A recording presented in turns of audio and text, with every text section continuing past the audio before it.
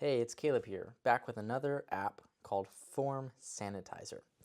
And in this video, I just wanted to show how it works and how you can use it.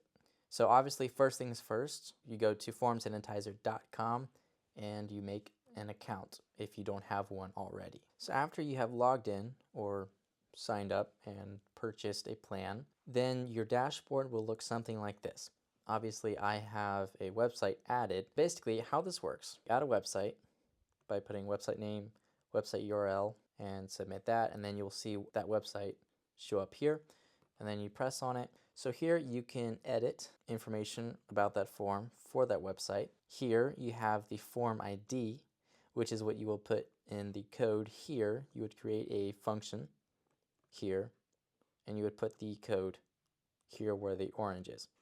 And then the other thing that you will need is the link from your form provider, which normally this code would go in the form code on your code base. But since this app is acting as a filter, you need to put this here. So basically how this works is someone submits a form and then it'll go send it to FormSanitizer. It goes through your filters that you have set, and if it passes and it's not marked as spam, then it will send it to your form provider link here.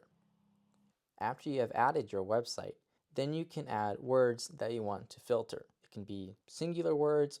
I'm pretty sure it also works with phrases as well, multiple words. And you can also toggle whether you want it to filter random strings. And that's basically how this app works. It's simple and hopefully will make your life a bit easier. Until next time.